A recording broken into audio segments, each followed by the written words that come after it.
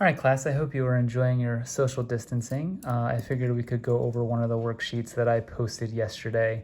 We're going to walk through this together. Just check out the video when you get a chance.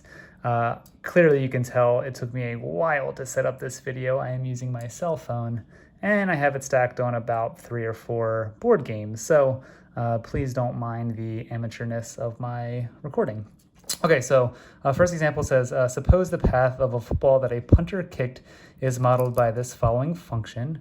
We have h of t equals a negative 16t squared plus 80t plus 2, where t represents time in seconds and h represents height in feet. So just real quick, I have a nice little highlighter right here. We know that t is going to represent our time, and we know that h is going to represent feet. That's important for when we start answering these questions. These are all quadratic equations that we are using contextual information to help solve. So part A says, draw a sketch of the scenario to help represent the situation and to make sure to label your axes. So in this case, the t value, it's basically our x value. They're just using a different variable.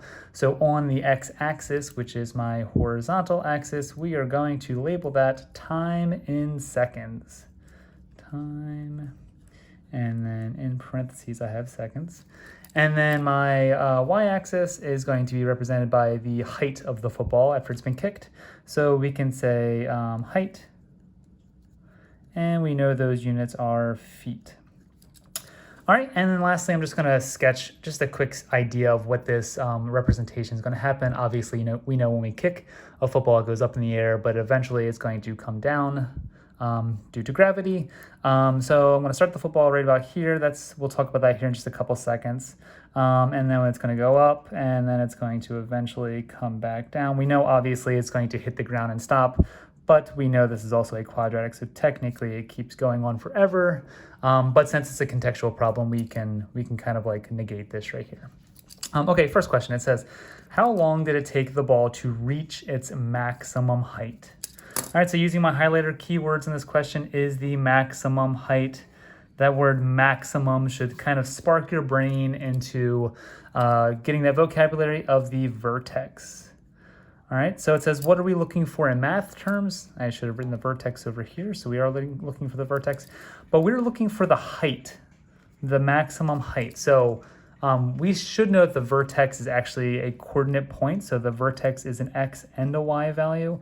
But more specifically, since I'm looking for the maximum height, I know that I'm going to be looking for the y value in the vertex, right? I care how tall this went. So it's not just the vertex, it's specifically the y value, right? All right, so I'm in standard form up here. I have this in standard form, right? No parentheses. So when I'm going through and I'm finding the vertex, that formula is the opposite of b over 2a.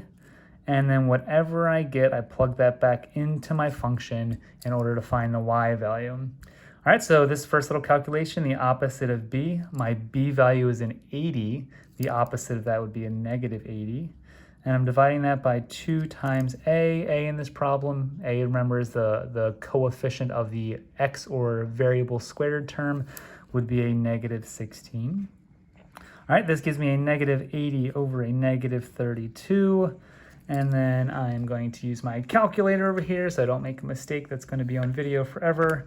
And that is going to be a negative 80 divided by a negative 32, which gives me 2.5. All right, so what this 2.5 symbolizes is this is my x value on my vertex. So basically, after 2.5 seconds, the ball has reached its maximum height. That answer is actually going to come in the next couple of questions. All right, so I'm still not there yet. I'm looking for the maximum height. 2.5 is not feet. Remember, that's seconds.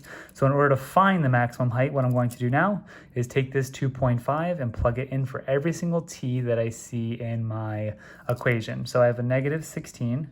Instead of writing t, I'm going to write 2.5 squared plus 80 times a 2.5 plus 2. I'm going to type this directly into my calculator as long as I use my parentheses wisely. And I know a lot of you guys don't have TI calculators at home, but you can just use your cell phone calculator. Just make sure you're very careful. I have a negative 16 times 2.5 squared plus 80 times 2.5. As long as I'm plugging in my x value of my vertex in parentheses, I shouldn't have any problems there. And I get 102. All right, so this y value, my vertex is 102. So I know my full vertex is going to be 2.5 comma 102. The answer for this, how long did it take the ball to reach its max height? I'm actually looking for the length, so I actually did way too much work there. How long did it take?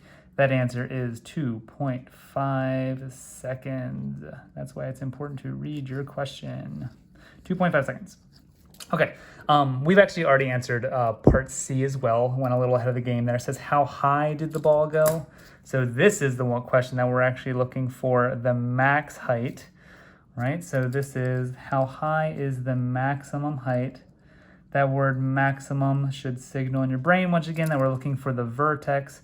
But this is the y value. We got to go back up and fix this real quick. This was the x value. We were looking for the time in the first one. That is my x value. Sorry about that. Good thing for erasable pens. Okay, so we've already actually calculated this. Remember, once again, once you find that x value in the vertex, that 2.5, plug it back into the function. This entire work should be down here. And we get that maximum height of 102 feet. Make sure you put those units there for us. All right, so the ball basically takes 2.5 seconds to reach the maximum height, and that maximum height is 102 feet. So if we went back up here and labeled my vertex, this right here is the point 2.5 comma 102. That's my vertex. All right, that's how long it took that football to get to that point.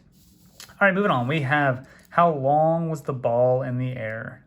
All right, how long was the ball in the air for? So what I'm looking for is, after I kick the ball, how long did it take to reach the ground, right? I'm looking for when it hit the ground. So I'm gonna say time to hit the ground. A lot of the times you see hit the ground in the word problem. That just means we are looking for our x-intercepts. All right, easiest and best way to find this, right? We are looking for those x-intercepts. Is I always like to use the quadratic formula. The quadratic formula works for every single case. We never have to worry about it being factorable, because sometimes you do that x factor method and sometimes it just doesn't work. So if you use the quadratic formula, it works for every single time. It works for those pretty answers where the ball lands exactly at 6 seconds. It also works for those ugly answers where the ball lands at like 6.23 seconds. All right, so let's go through. Let's take our original equation right here, this negative 16t squared plus 80t plus 2. Let's label a, b, and c and plug it into the quadratic formula. All right, so a is a negative 16, b is a positive 80, and c is a positive 2. All right, the quadratic formula is the opposite of b, so negative 80 plus or minus the square root.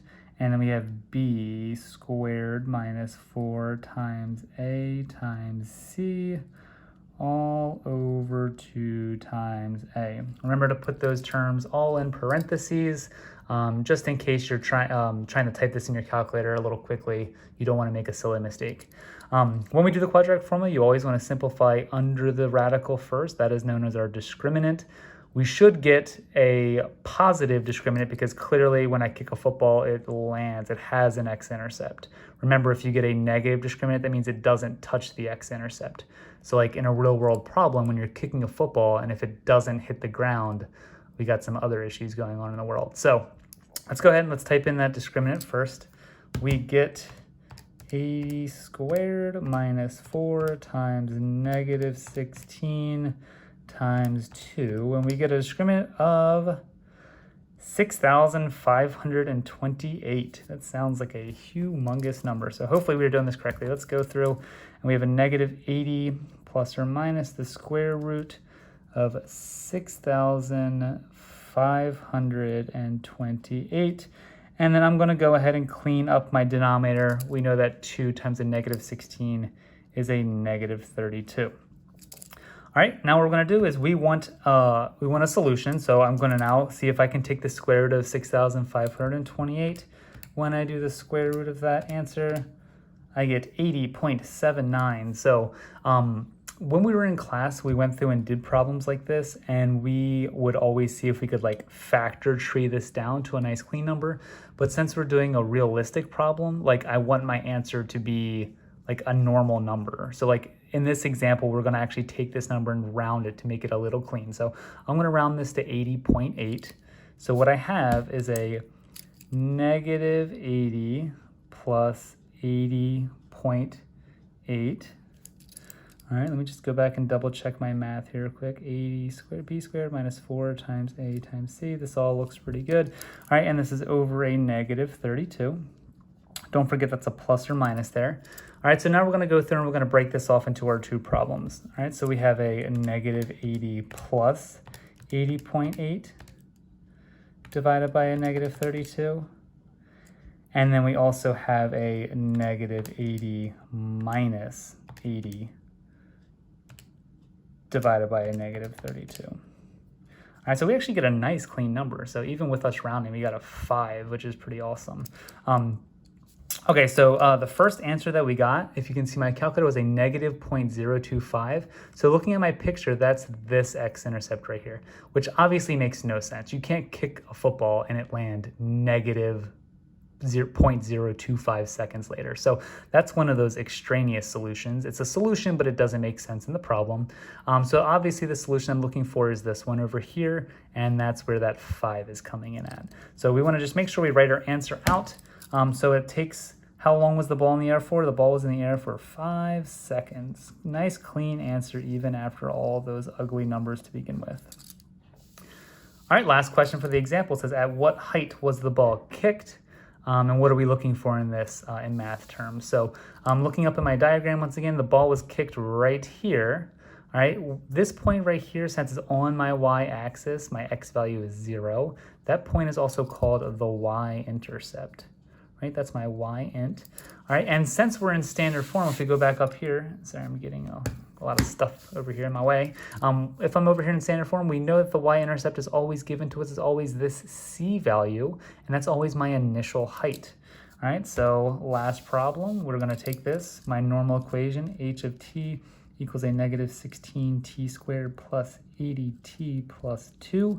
I know that this value right here is my y-intercept, which is also known as my initial height.